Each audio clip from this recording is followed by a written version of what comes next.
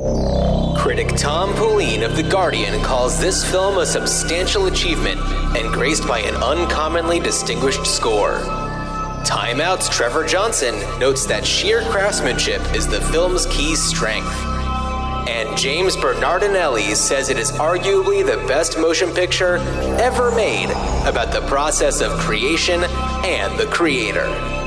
On this episode of Ruined Childhoods, we decide the fate of Amadeus.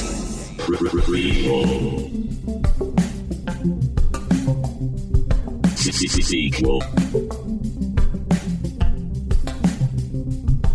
Reboot. Which one will it be? It's the Ruined Childhoods podcast. Greetings, Starfighters. Hey, Dan. Hello, John. And I have to hello, Starfighters. Hi, Starfighters. I have to give everybody an apology, a warning. I'm in a new room, and it's very reverberous, and I'm going to try to do whatever I can to dampen that, but there's nothing on these walls, and it's a work in progress. May I add to that by also noting that we are recording this in the afternoon, the day after Thanksgiving. My daughter is having a guest over for a sleepover and she is on her way over. So, and I think, and my mother-in-law is upstairs doing all. So I don't expect any visitors down here into the Dan cave, but oh God, do you call it that? Well, I did. No.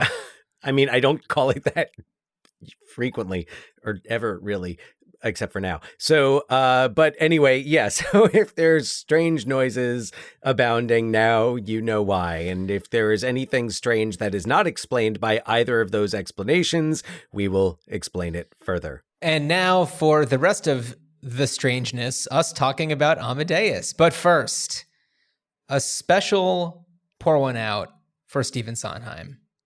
Yes. True bummer. Yes. I took a class in college all about Stephen Sondheim. Did you? It was what I call a GPA saver. And yeah, I took it in summer school. I did. Oh, Mark Harmon style. I did a summer class. Yeah. No.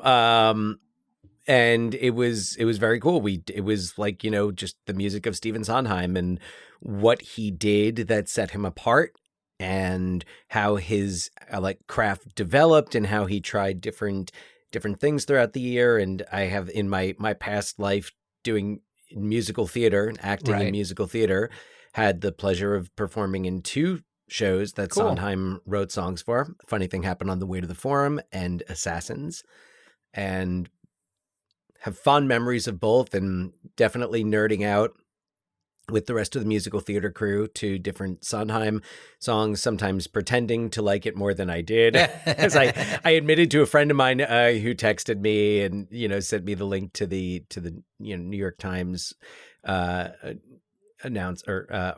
And I was like, yeah, I was just thinking the other day, I was like, I think I always pretended to like Into the Woods more than I actually did. And, all due respect to fans of Into the Woods, and other such shows. But Sondheim, whether you were into his stuff or not, he definitely was in his own league and was a unique voice in musical theater for a long time. Yeah. So, this is Ruined Childhoods. We are talking about cult and classic movies that we love, and how they could be brought back as remakes and sequels and whatnot.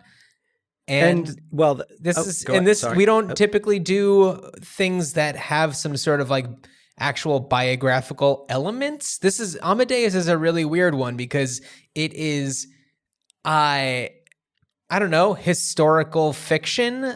What would you call this? Yes, historical fiction is what it is. It is, it's based in some reality, but mostly just, really loose speculation. Yeah. And just kind of like, oh, this would be it. It's kind of like fan fiction. Exactly. It's like fan historical fiction. There we go. That good. I like that. I deem this a term, a thing. I deem this a thing. It is fan historical fiction of the finest order. I mean, like, I have a little bit of history. I've been a fan of this for a long time. And, it was Amadeus was originally a play written by British playwright Peter Shaffer, who also wrote Equus, a very controversial play, also adapted into a film starring Richard Burton. And but so Amadeus was opened on the West End, I want to say, in London in 1979, came over to Broadway, starred the likes of, I think, Simon Callow as Mozart and Paul Scofield as Salieri, and Tim Curry also played Mozart on Broadway, I believe, and was considered for the film, as was Mark Hamill. Mark Hamill. Yeah, I know, right? You think about I think about Mark Hamill's voice performance as the Joker. Yeah. And I'm like, ooh, I would enjoy that. But so Amadeus, so the playwright Peter Shaffer really researched this and based so much of it on different letters, like Mozart had a correspondence with his cousin and wrote these letters that were really like kind of foul and sophomoric. And that's where he got a lot of the attitudes, like Mozart, who talks about, backwards land where people fart backwards, and he blows raspberries and, sticks his ass out at the, the Pope or. Yeah. Well, I mean, it makes sense because this is like somebody who did not really have a childhood. And so, because, a child prodigy, and, his father was certainly very, at least the portrayal of his father in the movie Amadeus is certainly very like overpowering and domineering. And it makes sense. And it makes sense that, he would kind of have this arrested development. And so that makes a lot of sense to me. So anyway, I mean, I don't want to go too much into the details before the synopsis, but Amadeus came out in 1984 and was so immensely popular that like I was 7 and I had the soundtrack. I watched it as soon as I could. I think it might have been a library rental. Oh, interesting. But as soon as it was, I didn't see it in the theater. I was definitely I probably would have loved it, but arguably not a movie to take a 7-year-old to. Yeah. So, but I loved it on VHS, and I saw it. I don't know how many times over the years, and I've always had a copy of it, whether it's actually I don't know if I had it on VHS. But I feel like it's one of those movies that even from the first time I saw it, there were things that stood out to me. There were things that I always will remember, and I see them. And when I watched it this past week, they looked the same as I remembered them from my first viewing. Huh. And we've talked before about movies that, and then I'm going to shut up and let you get to the synopsis, but we have talked about movies that,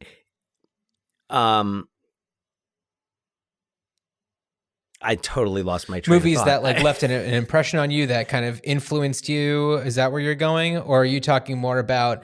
movies. Sorry, here's where I was going. Movies that even watching them on VHS for the first time, like watching a pan and scan VHS on a TV that probably isn't even a stereo television in the mid 80s, and it still having that power to capture. And there's a lot of it that I didn't get, and there's a lot that I've picked up along the way about it, and I'm like, oh, so that's what's happening. but the great thing about this movie, the amazing thing about this movie is not that much. Like, there's really not that. I mean, I'm saying there's not that much that I really couldn't follow, even as a kid. Right. Yeah. No, I mean, I'll give you the synopsis. It's very short, but, it's pretty simple. Antonio Salieri is an ambitious musician and worked his way to be the official composer for the Austrian emperor. But Salieri was faced with a popular musical phenom named Wolfgang Amadeus Mozart, who consistently reminded him of his own mediocrity by outperforming and outwitting him at every turn. But as it turns out, Mozart was very bad with his personal finances, and Salieri took advantage of this, emotionally manipulating Mozart and his entire family to ruin the life of and eventually kill Wolfgang. That's my synopsis. That's essentially it. To go into more detail would be to go into an analysis of the film. So I will just give it this much more information. So the movie is framed from the retelling of a now elderly Salieri who is confessing his story, not so much as he feels guilty about it, but he's telling this priest the story of him and Mozart, because he had attempted suicide and needed to get institutionalized. If that's how I'm reading it, is, he kind of is put into a facility to, for him to recover.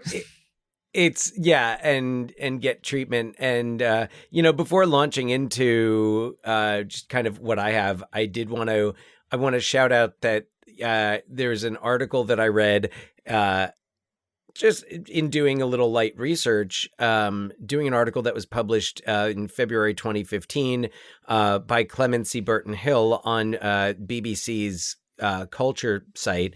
And the article is called "What Amadeus Gets Wrong," which the movie is not. It's not. That's kind of missing. The point. The article is not suggesting that it is at all bad. And what I liked about what I'm glad I actually read this article is it talks about how different choices that were made help frame the fantasy about it, and that Peter Schaefer has never pretended he's quoted in this article as saying, obviously Amadeus on stage was never intended to be a documentary biography of the composer, he admits, and the film was even less of one. And it says, and I'm just going to quote from this because this was the point that I was coming to, is ingeniously he gets around the problem by having Salieri, by this stage an old, terminally ill and classic unreliable narrator, show and tell us everything. Nope, it's true. Yeah.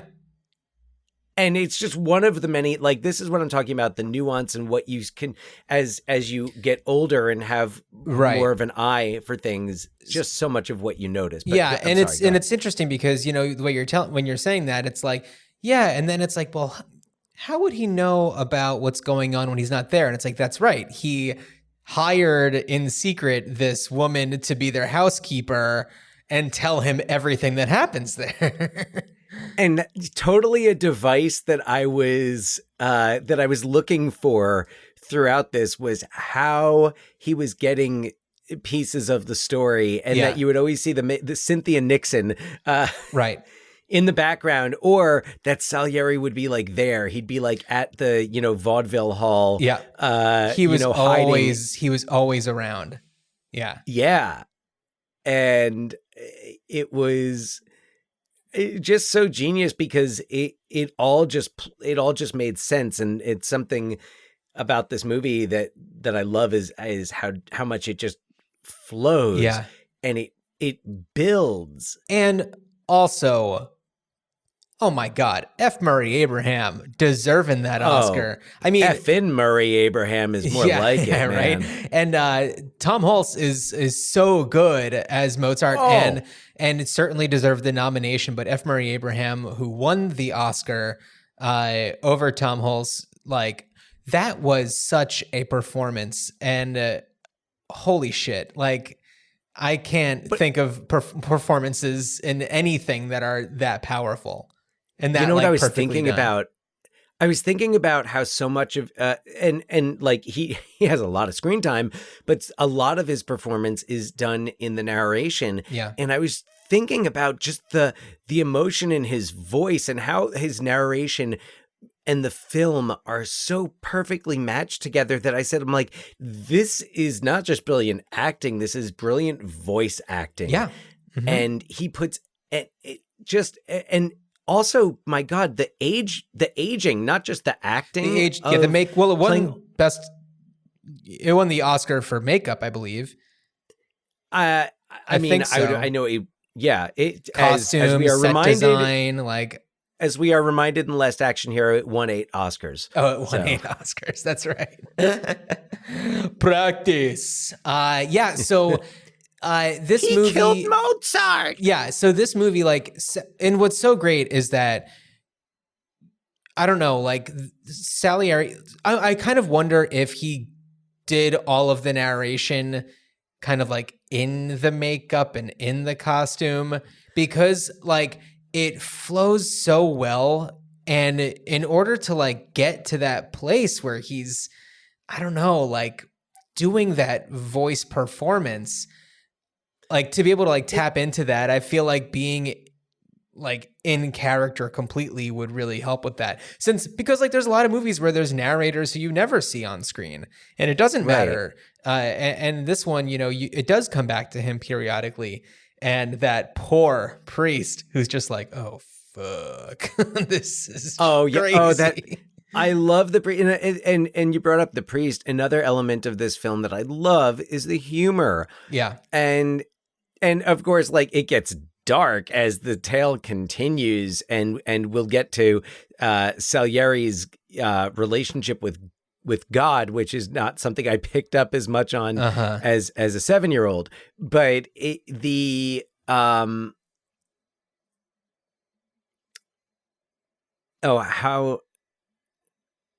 Oh geez, how do his relationship with God, is that where you're going? No. His before his relationship with God. Oh boy, I had a macchiato. The humor right about the humor. Yeah. Thank you, the humor. So the humor of it. So the priest had like at that first moment when Salieri is like trying to like hint to him like, oh, this is who I am, and he's playing the different songs, and then he plays, and the priest is like, yeah. Yeah. Oh, yes. Oh, I know that. Oh, I love that you? part. Oh, you wrote that. Oh, and it's so funny because he's like your old neighbor, like looking at like when you're 8 years old and you're like make a painting and your neighbor's like, oh, you drew that. Oh, that's adorable. Yeah. And that's the tone that the priest has. And then you see the look on his face when Salieri's like, no. Yeah. And that's such a perfect way to like really describe his feelings about Mozart, where it's just like, no, these other things, like, people dug them. They were big, and it should be the kind of thing that you would recognize when you heard it. But instead, there's Mozart, and he's the one that everyone's remembering. And the device of Salieri's feud with God, like his pact with God, and how he sees God as being responsible for everything that happens in his life, from even like his father's death when his father doesn't want him to play music, and then he chokes. Salieri. Yeah, and then he chokes to death, and Salieri's like, "Thank you, God." Yeah, I mean, like, which is funny because it's kind of like Salieri. It's showing right from the beginning that, like, it establishes him as a killer or someone who at least doesn't mind using death to get ahead, like eliminating his obstacles. Yeah, and it's interesting because it's not like he goes to Mozart's apartment and like stabs him or something, which he probably could have very easily done. There's no DNA then. But instead he decides to like, break him down piece by piece emotionally, and like, I don't know, it's amazing. Oh, the psychological torture of dressing, using the costume. Because there's another part when Salieri is following them around at like the masquerade. Right. when he's like secretly there, when Mozart goes out and he does like, he's doing all the, like the little parlor tricks. And it's funny because his father's disgusted with him. And meanwhile, it's like, this is what you raised him to do. I love that moment where his father, I mean, it's such an iconic moment, but he looks at his father who's wearing this, like, it's a masquerade party. And, you know, his father is wearing this like giant black cloak with this terrifying looking mask where one side of it has like a smile and the other side is like a terror. Very stern. Yeah, very stern voice. And he looks at and Mozart looks at his father, and it's got like the stern face, and then he whips around and it's got the like big smile on it, and he like smiles, but then he picks the mask up and it's his father with the stern look on his face, and it's just so like, oh, jeez. That one sticks with you. Well, and that's also the scene where he mocks Salieri, not realizing that Salieri is there. Yeah. So Mozart is playing little ditties by other composers, and he's like, "Who next? Who next?" And then Salieri, in disguise, says, "Play Salieri." Salieri. Now that is a challenge. That is a challenge. Please, please.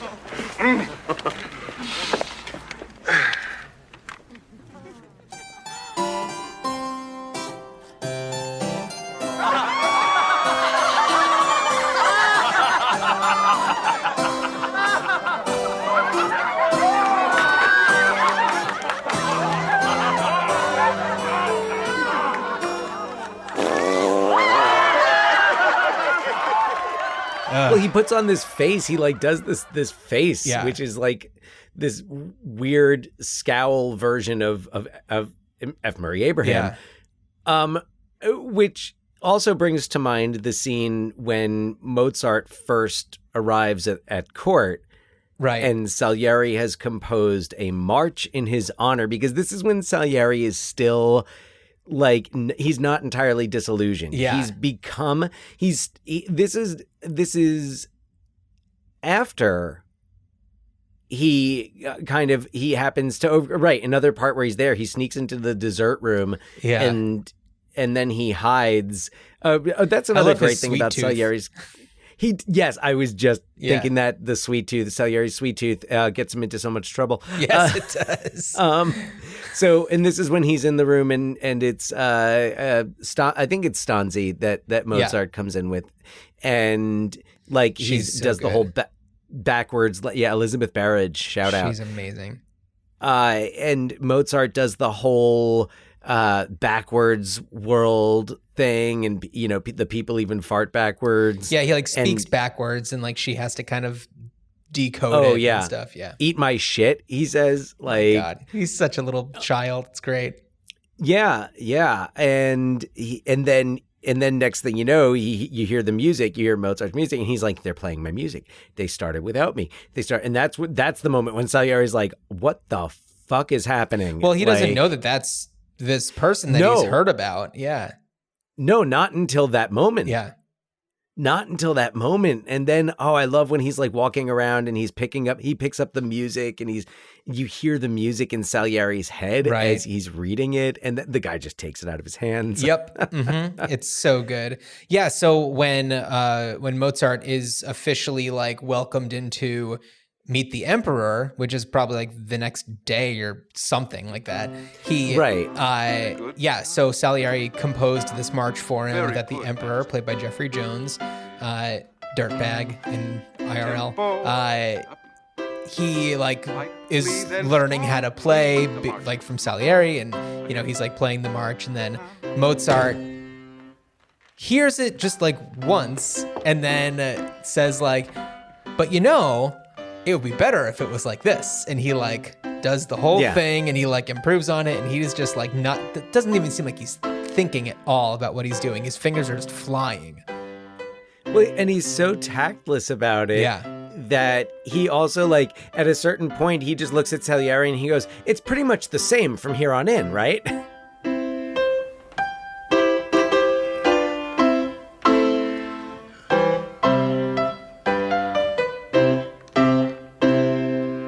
Majesty. Gentlemen, please, a little less enthusiasm, I beg you. Mozart. Majesty. Ah, no, please, please. It's not a holy relic. You know, we have met before, in this very room. Perhaps you don't remember it. You were only 6 years old. He was giving the most delightful concert here. As he got off the stool, he slipped and fell. My own sister, Antoinette, helped him up. And you know what he did? He jumped into her arms and said, "Will you marry me, yes or no?"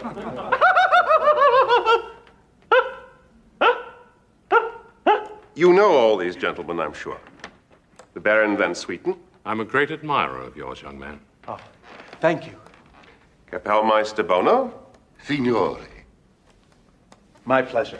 The director of our opera, Count Orsini Rosenberg. Oh, sir, yes, the honor is mine. Absolutely. And here is our illustrious court composer, Maestro Salieri. At last. Such immense joy. Diletto straordinario. I know your work well, signore. Do you know, I actually composed some variations on a melody of yours. Oh, really? Which one? Mio caro Adonne. Well, I'm flattered. A funny little tune, but it yielded some good things. And now he has returned the compliment. Herr Salieri composed this little march of welcome for you. Really? Oh, grazie, signore. Sono commosso. Oh, this is yours. Keep it, Majesty, if you want. It's already here in my head. What? On one hearing only? I think so, sire. Yes.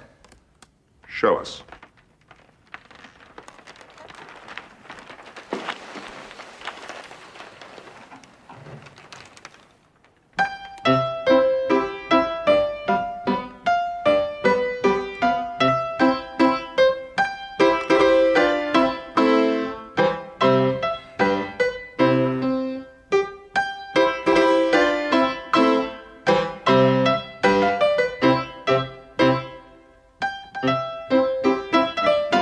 Is just the same, isn't it?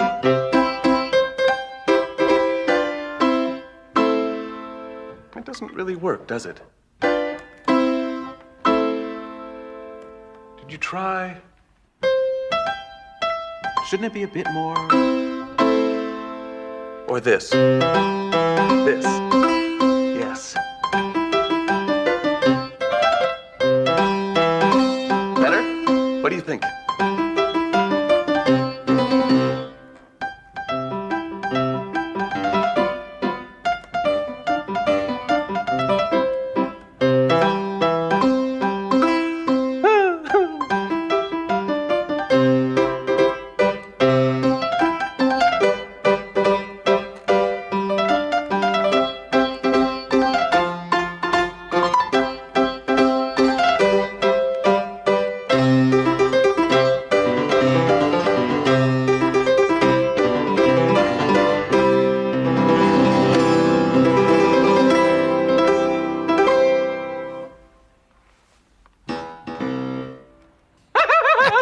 So rude. Which brings up another kind of parallel that I drew while watching it most recently was how this movie comes out like as MTV is really hitting its boom. It's that mid 80s MTV, and it's being made like during the early days of MTV, and where like, pop stars are these, large living celebrities. Right. And not that it starts in the 80s, but like we really see it in the 80s. We see the excess. It's flashed much more out in front. And you have this idea of the really, the artists of mediocrity being the ones who are successful, and every now and again you have someone who's a real artist that breaks out.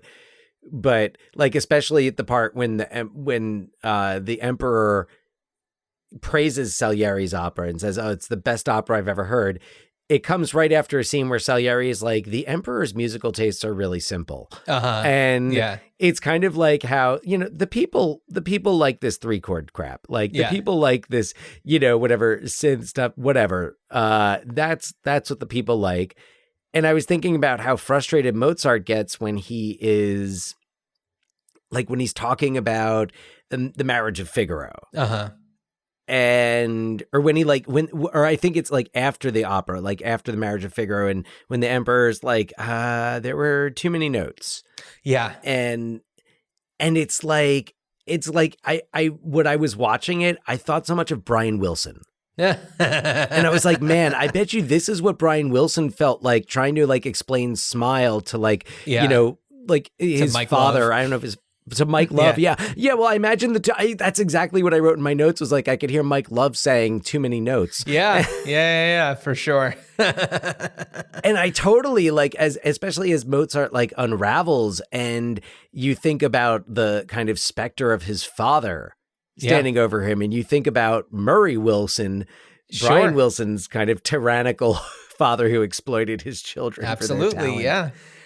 I was like, oh man, I'm like, this is really like, I don't think there's any intention in this, but really, it reminds me, like, it's very, in a very general way, kind of like the washed up 80s rock star, especially at the end, when he looks like, like Boy George in the latter part of the Behind the Music episode. He's like falling asleep during interviews because of all the heroin. Which Mozart's doing. He's passing out while he's, performing. So I was thinking about that and thinking about Brian Wilson, and then also thinking about like Kurt Cobain and the kind of struggles of trying to have integrity, but also be financially successful. And right. I don't know. I don't know if Kurt Cobain was ever really called a sellout. I'm sure someone at one point did. Well, I mean, from Seattle, probably when they went from like an independent label to doing Nevermind, which was what, Warner Brothers. Like, I'm sure that at some point, Geffen, which is that owned by Warner? I don't know. Through Warner Brothers. Yeah. So anyway, like, I'm sure that I'm sure there were plenty of people who were just like, such sellouts. Yeah. Yes. Yeah, exactly. So it's kind of like that feeling like, well, can I still like what do I have to do? How creative can I get? How much can I get out there and still have that goodwill from the audience, which Mozart which he loses. Yeah. And he creates, he's creating brilliant work, but he loses the audience. He loses the masses. Yeah, no, it's a really fascinating view of this world that, like, we all know Mozart. Like, when it comes to classical music, Beethoven and Mozart, those are the two big names. Those are the ones. And like, Brahms would like to have a word. Oh, I'm kidding. Brahms is hanging out, like, just kind of waiting in the wings. But it's like, those are the two like big ones, and you have like, everybody has heard Mozart at least a little bit, whether you know it or not.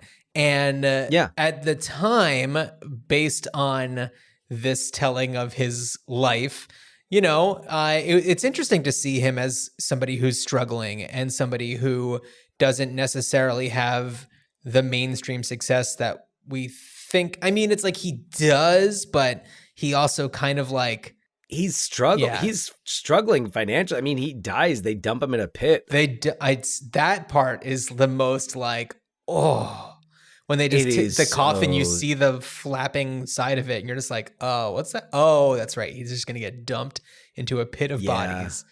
Ugh. It's sad, but it's such what I love about this movie is it's such a journey. And by the time you get to that point, you also like you're ready for it. But I don't feel that this is a movie. And I speak more in terms of the theatrical cut than the director's cut, which I think the director's cut adds a little too much. I don't know what the difference is, because I bought it on Apple TV and it's the director's cut.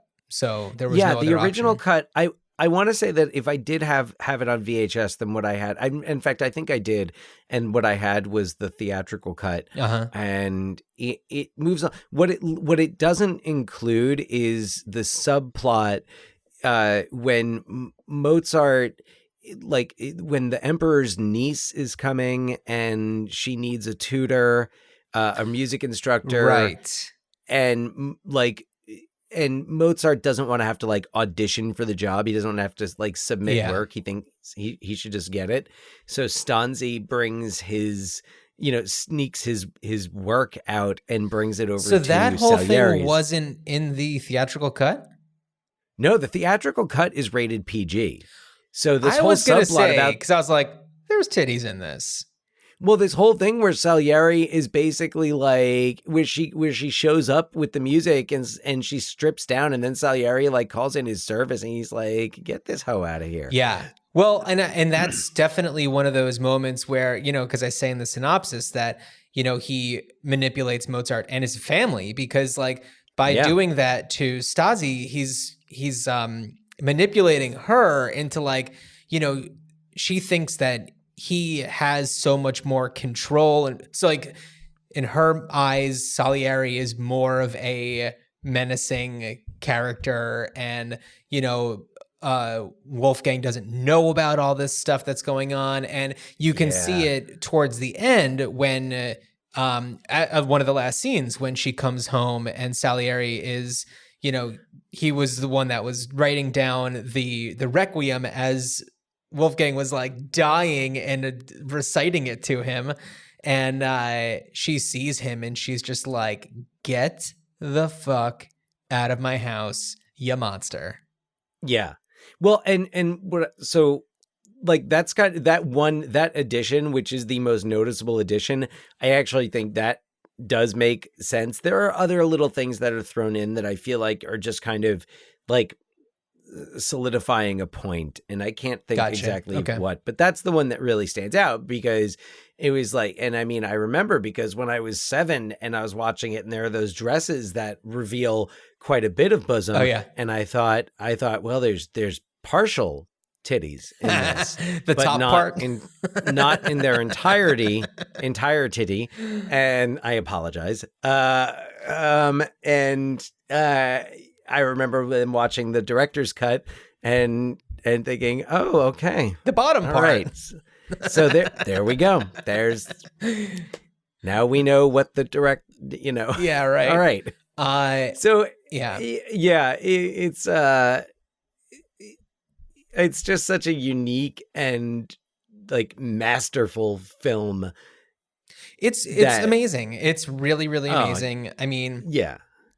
Milos Forman, certainly no slouch when it comes to making incredible movies.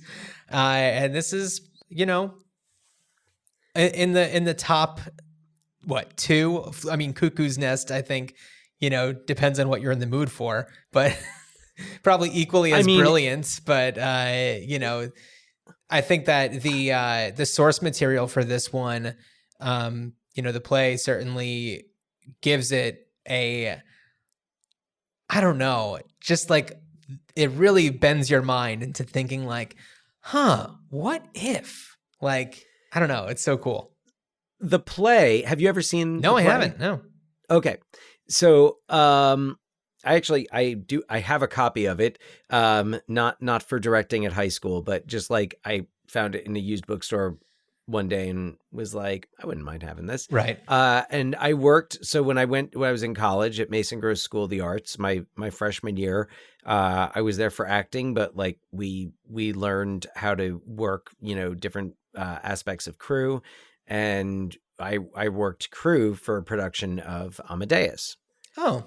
And so I got to see quite a bit of it. And like it's as a play, it takes a lot of it takes a huge step that the movie just expands on. And he takes the story of the attitude, is the story and the attitude of the play, and he just like realizes it to its fullest potential. Cool. Like everything, he takes it and is like, okay, now we're going to do what only cinema can do with this. And yeah, I mean, what can I say? I feel like it's flawless. Yeah, I mean, I'd have to agree with you. And before we get on to what we would, it's going to be so weird to kind of talk about what we would do with this as a sequel, prequel, whatever. But I do want to give a shout out to a particular Mr. Show with Bob and David sketch. Dan, do you know which one I'm talking about? You would know it. Don't even try to because you would know it if I said. So there is a famous marching band composer named Fallujah, and there's this other marching band composer named like Sally. Like, it's clearly a lampoon of this whole story. And, Sally's just like mocked by this like personification of mediocrity. And all he wants to do is like be this like great marching band composer. And he's like, he makes his wife have like dozens of children to try to make a marching band, but they all turn out to be drummers. And and Bob Odenkirk plays I think it's like John Baptiste Fallujah or something like that. And he's like this big dummy, and they're trying to do this thing where it's like he performs for like the president, the 11th president or something like that. And it's so good. And David Cross is Sally. So it's so good. I definitely I don't know if there's enough time to play the full thing, but maybe I'll see if I can find a few seconds to play. I'm going to the general store for a phosphate. But bicarbonates and creamed ice were merely a distraction. I needed a melody. For in 2 days, Hilford Hansen, the 12th President of the United States, was to hold a marching band competition. Suddenly, the wellsprings gushed forth.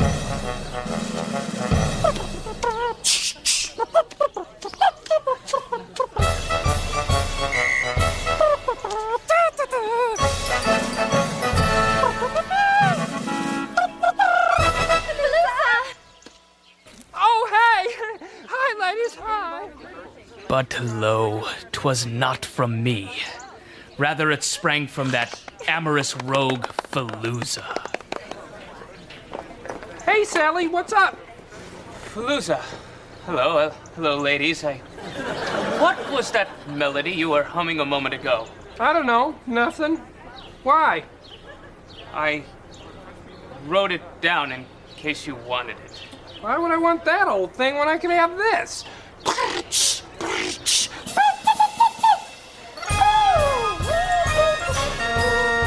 John Baptiste Fallujah's music revealed a world of unimaginable beauty.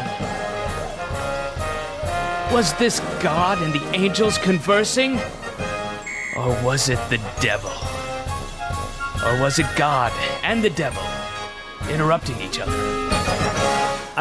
Do you know what season it's from? Probably like the 3rd season, if I had to guess. I don't know. Okay. Yeah. I'll find the clip for it and I'll send it to you, and maybe we'll put it in the episode description, the show notes. But nice. It's so much fun. I love it so much, and it's like it gets it so perfectly. It's just delightful. But yeah, Dan, I don't know what would you do with this? This is such a weird. Have we done one where there's actually been about like a real person before, or real people for this case? Not that I can think of off the top of my head, but I think that the kind of fan fiction aspect of it, it lends itself to a certain extent of doing something with it, or doing something with this story. So I had a couple of ideas, and then I just was like, just kind of thought about like, well, if things went in different directions, what would I want to see? And I feel like what you could do is like I would totally watch like a 3-part series or something. Like I'm thinking about the Beatles thing that just premiered on Disney Plus. A limited thing that kind of takes the play, a documentary series that takes the aspects of the movie and I guess the play as well that that are debatable and kind of then shows in parallel like what was the truth, what was the actual history. So maybe something about that, or just something, a documentary about Salieri and Mozart, who did know each other, right? Like they did have a relationship. I also thought like, well, wouldn't it be interesting if there was some more information about Salieri out there, where you could make a companion piece that's about Salieri, though I don't think you would do it in the same vibe. I think it would be more of like how, just kind of a movie that goes along with this, almost like Ruby to JFK or something like that. I was thinking about like who would I want to see remake this or do this, and I was thinking like of maybe not a film remake, but a stage revival directed by Baz Luhrmann. Oh yeah, Baz Luhrmann would be fun. Who's having a big success with Moulin Rouge, and I feel like this, if there's any other movie that kind of matches the vibe of this that I can think of, it's probably like Moulin Rouge. Moulin Rouge. I mean, I kind of feel like Marie Antoinette would be like Sofia Coppola. Yes. That's also another one where it's like it's taking this era and it's showing you kind of like, I don't know, how weird people were. How weird people were, and it's also making the kind of like Marie Antoinette also, through the use of music, through mostly music, yeah. But also I think of like the writing. I think Marie Antoinette also does a lot. That's a movie that I enjoyed a lot and was happy to have seen in the theater when it was out. It draws those connections to present day, which Amadeus doesn't do it as like blatantly, but I mean, there's anachronistic dialogue and the use of accents, how anyone who I think had a German accent in it just spoke with an American accent. Oh. And how like F. Murray Abraham used just a little Italian. Well, I think that Milos Forman, I think I saw this in like IMDb quote unquote trivia. I told them to not worry about accents and just focus on the characters, which makes sense. Right. Right. I find it sometimes to be more distracting when they're trying to do an accent and doing it poorly than when they're just not doing an accent at all. Although I have to give a shout out. I'm sorry, just in terms of that, I had a movie on recently where I at first was like, oh no, they're doing an accent, but really good was Adam Driver and Adam Garfield in Andrew Garfield, sorry, in Silence. Martin Scorsese's Silence. I haven't seen that one. I kind of was like, I'm like, you know what? It's Thanksgiving weekend. I'm just gonna like, try to get some like light work done and put on this movie and. Anyway, really good. But yes, the accents can be very distracting in this case. One movie, and Silence reminds me of it. I think they were even out at the same time, but one movie where accents are used heavily and to great effect is The Lighthouse. Oh, have you seen The Lighthouse? I have seen The Lighthouse. Oh yeah. I had to put the subtitles on for that one. Because it's so hard to like, I'm glad I saw it. I didn't see it in the theater because I'd have been like, what the fuck are they saying? But that one was pretty astonishing, and the accents were necessary and not distracting, even though you couldn't understand what they were saying because it worked for that.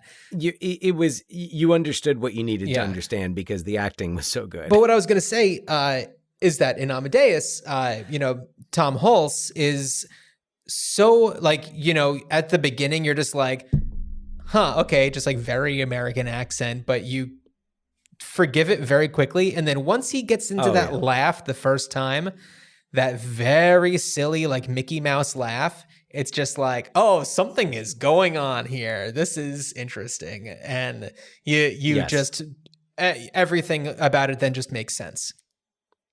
Absolutely. And sorry, John, I have one more, idea of just something I would like to see done with this. And it's probably the easiest and most likely thing to do.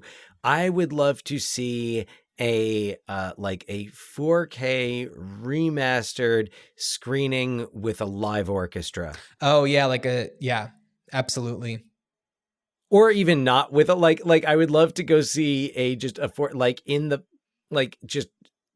best theater possible. Yeah. And because I've never seen it on a big screen, and I think I'm sure it's incredible. Yeah, for sure. I often go to that. I go into that well when it comes to like, these magnificent movies that are just so striking and like gorgeous and sound so huge. And seeing it in a theater is definitely the thing that needs to be done. So some sort of like tour of it would make a lot of sense with a live orchestra. Yeah. And is that your? Oh, no.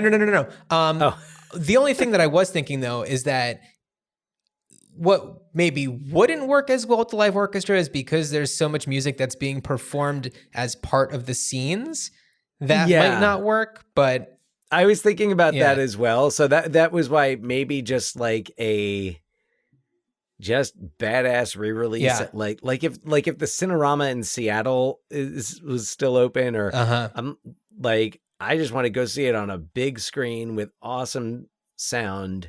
Yeah. No. My idea is playing on this concept of a, historical fan fiction. And this is a playwright's theory and like kind of imagination running wild. And it would be really neat to see somebody else's imagination and theory, and like, because the death of Mozart is kind of like a mysterious thing. It's a little like the details, to my knowledge, aren't fully out there. So it would be cool to like see somebody else dip into this and give their what if version of the life and death of Mozart. And I think that'd be pretty cool. What are you looking up on your phone? I was looking up, because you said like the death of Mozart, and that made me think of the death of Stalin, which made me think of Armando Iannucci. Okay. Who it occurs to me, I was like, I wonder if that would be like the good person, if that would be a good person to so kind do of it. like a farcical, more silly type of. I mean, I don't know what Death of Stalin. I don't know if I'd call it silly, but it was certainly very funny and Oh, it's very satirical. Great movie. But I don't know. What if you had an old Cynthia Nixon? What like Cynthia Nixon was so good. Man, she was so young. It was so fun. She's like, I could have stopped it. She's at like the funeral, like whatever little funeral Mozart has. Like she's there. That's true. Well, she was his housekeeper. It's like, I could have stopped it. I could have saved Mozart, and then she ends up in confession. Yeah. Well, I mean, I don't know exactly how it would be different, but I just think it would be fun to do like a different take on it. It's kind of like, or what if this happened? But to like have somebody, and the only person that really comes to mind for me is Paul Thomas Anderson, just because like, he just really brilliantly like brings to life these fascinating characters and these great set pieces, and, has touches of humor even in the more dramatic things, and is just able to really like spin together a fully formed, like, I don't know, window into like magnificent lives. So I think that P.T. Anderson would be my pick to do something like this. Ooh, yeah. Yeah. I really like that idea. That has my eyebrows raised. Oh, yeah. Yes. Yeah, I don't know. Dan, is there anything that you wanted to mention about Amadeus? I will say we talked about Amadeus the past 2 episodes because we were talking in 2 episodes ago when we were just like having a conversation between the two of us just about movies and stuff. We talked about the poster art for it because you were mentioning how much you liked it. And then I had mentioned my affinity for Polish poster art. And yes. the Polish version of the Amadeus poster, I think is even better than the one that that we're all familiar with, with the father's kind of dark presence and the father / Salieri. Why, what's up? Is it just like Salieri's hand holding the bloody razor blade from the beginning in the air with like Vincent Schiavelli eating a cream puff? Vincent Schiavelli's in a so corner. Good. Vincent Schiavelli's great. A Milos Forman regular. Oh, absolutely. Cuckoo's Nest. Yeah. Let me see if I can pull it up so I can. Larry Flint. Yep. Mm-hmm. I'm He's going to see if I can just. Moon. Yeah. So the Amadeus poster, I'm pulling it up for Dan to see, but I'll also put it in the show notes. But it's kind of like a bust of Amadeus that's broken. I'm assuming that would be Mozart's, but it's like a bust that is just like all broken and shattered and stuff. It's very cool. I mean, I think that really cool. the traditional, studio version is also pretty great, but yeah. Yeah, I mean, it's also like that costume is so much like the shots when Salieri is walking through the streets wearing the costume. Whatever material that is, they picked the right one. The way that it flows is just magnificent. They made all the right choices. And the Academy agrees with that. But and you know what? It's like, I think the Academy Award only means, has at least come to only mean so much. But right. I think in this case, it was like this was the right choice. Yeah, I mean, I don't know what it was up against for like costume design or makeup or, set design and stuff, but it's so good. And it's like, you can't argue that. You just can't. It's so also good.